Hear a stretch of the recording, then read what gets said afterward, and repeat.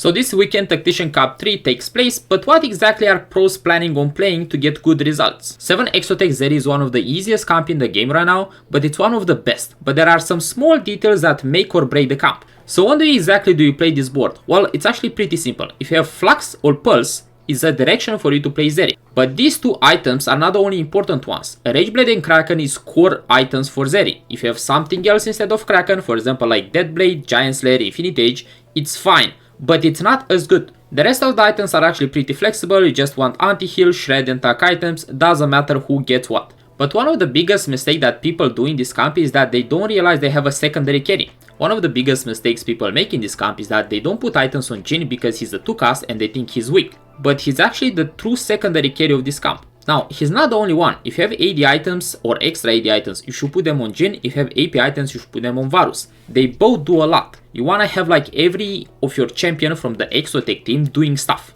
Also, another thing that people don't realize is that this board has like triple CC threat. So you have Varus with his CC, you have Mordekaiser and Sejuani. So you can use Sejuani to stun their backline, you can use Varus to stun their carry, so imagine like an enemy Sejuani cast only once in a fight instead of 2 times, and Mordekaiser can do a similar thing. When it comes to augments, it's very important to remember how Exotech works, and that you get like certain stats on your team if you have like items on your Exotech champions. That's why if, for example, in this camp you want to have like combat, but most important is items augments. Second best camp, it's actually Marksman Vanguard.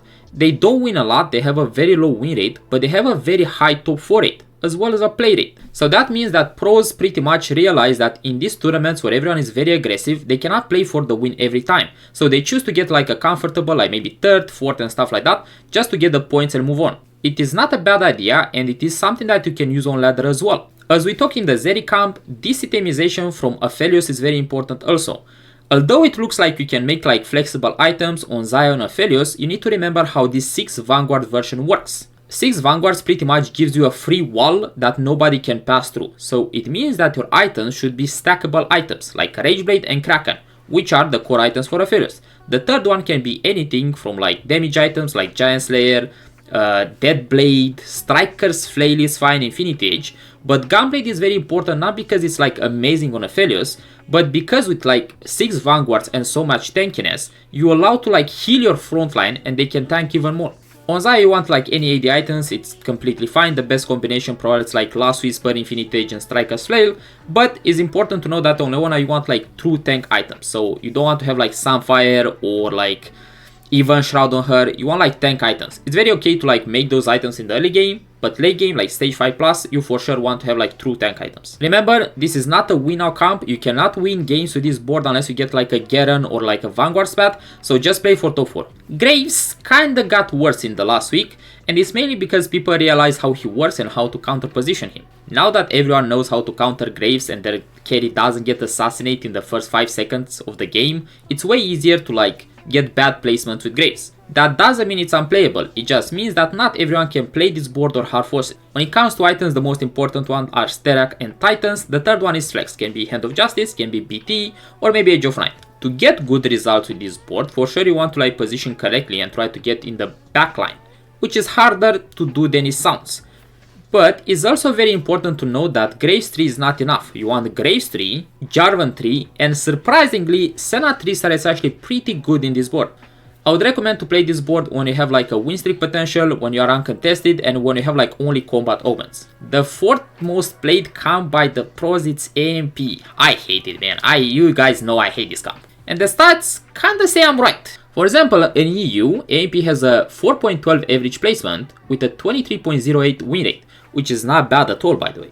But if you look at like NA stats, it has like an average of 530 with a 7.5 win rate.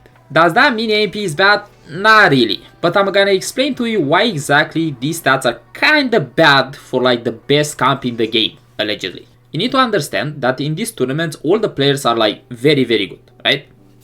So that means everyone is gonna be very aggressive. And for this board to work, you need to reach level 9, Zac 2-star, Samira 2-star, you need like 35 blobs on Zac, you need like another legendary 2-star with Viego or Kobuko and stuff like that.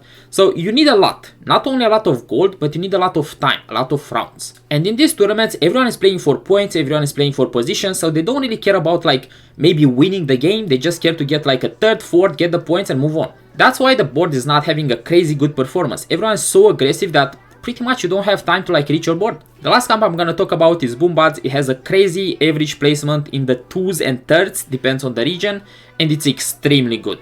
Pretty much you want like Urgot with 3 items, and you surprisingly don't want 4 Boombots. 4 Boombots is kinda bad, you can just play any other legendaries. This is one of the examples of boards you can play, there's a lot of them, but the most important thing, as we talked with the AMP, you want to reach late game, you want to use Urgot to like pretty much farm as many components as possible and get your entire team itemized. Sounds way easier than it is, but for sure if you reach late game with this Boombot board, you pretty much won the game.